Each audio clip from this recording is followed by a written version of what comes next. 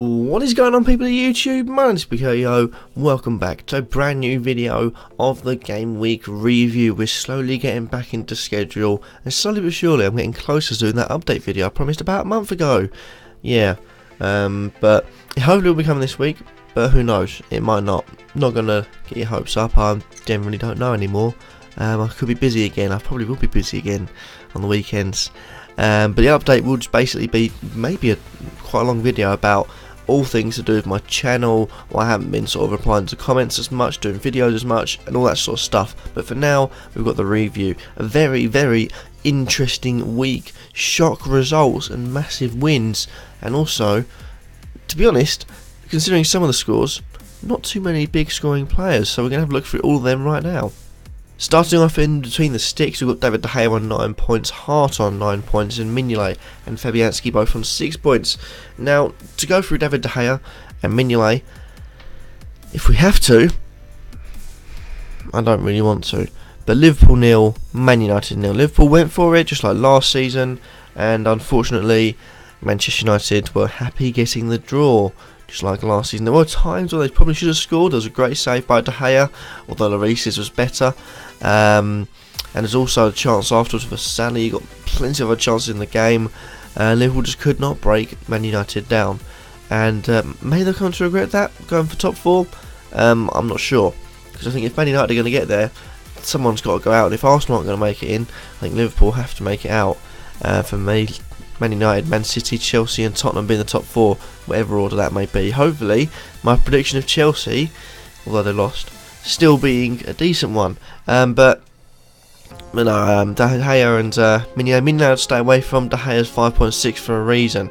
Then you got Hart on 4.4, 1-1 against Burnley, made a lot of saves, and had a decent game. And Fabianski picked up a clean sheet, home against the Terriers of Huddersfield. 2-0, won that, first home win of the season, and hopefully something Swansea can kick on from right now.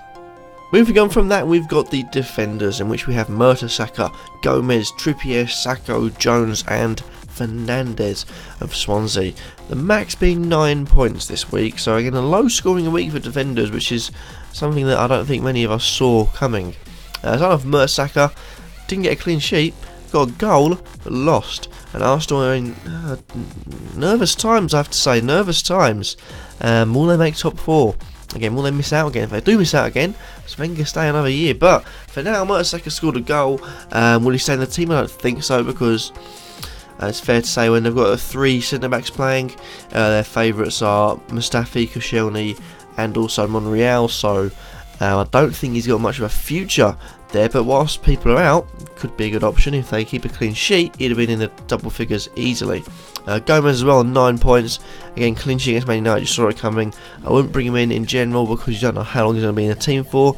Maybe get replaced for Trent AA, or maybe even Klein will come back sometime soon, so you never know if injuries. We found out with Morata and Aguero, so keep wits about you.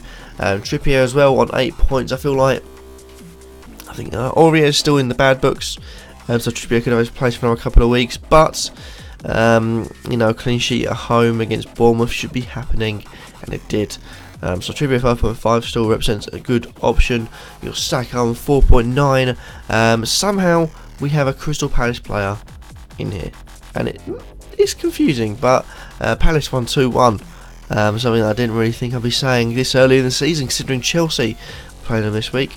But Sacco, definitely stay away from. You don't know anything about Palace yet. 1 win, no clean sheets, stay away from Palace. And you also got Jones from Man United, set up for clean sheets, and he's cheap for Man United defender. And Fernandes of Swansea, 4.5 million, could be a good little rotation option for your 5th or 4th defender slot, so I'd say keep him there if need be.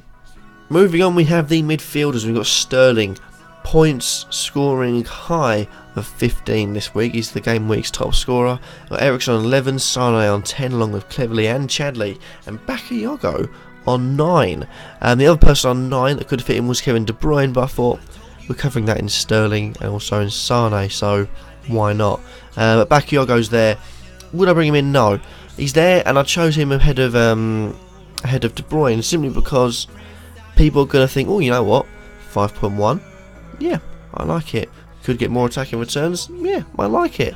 But he won't. So for the casual, if you're playing avoid Bakayoko, and any defensive midfielders like the plague. And I can't stress that enough. But going up to the top, you've got Sterling on 15 and Sane on 10. Those wingers are proving good, but one of them lose their spot for Mr. Aguero to come back in. He was on the bench at the weekend, so he didn't need to risk him really, being 7-2 up. But you know, Sterling and Sane are good players, but now Aguero's back into the fold again. Could be a bit of a risk. Eriksen as well on 11, like I've said from the start of the season, albeit pretty late, not for all pre-season, but when I switched from Ali to Eriksen, I said Eriksen's going to be a key part of Tottenham's plays this season, simply because if they do get to the sort of Wembley nerves, the man who's going to be taking the set plays and having the ball outside the box for long shots and basically the playmaker in the team is going to be Eriksen, and we found that out, and he's still scoring those points and saved my Premier League team really, because my team has been shocking. I think it's time to wildcard. But we also got Cleverley on 10, 5 million. Don't think he's going to have much of a long-term prospect. For me, seems like he's playing a more defensive role, as he said in the press or the post-match interview afterwards, but saw an opportunity to sort of steam into the box.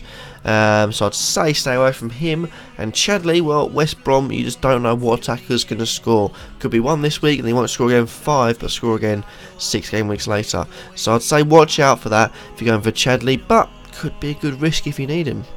And finally we go to the attackers, in which you've got Jesus scoring 13 along with Tammy Abraham scoring 13. Gabbiadini somehow got 12. Rooney and Juve both got 9. Jesus on 13 though.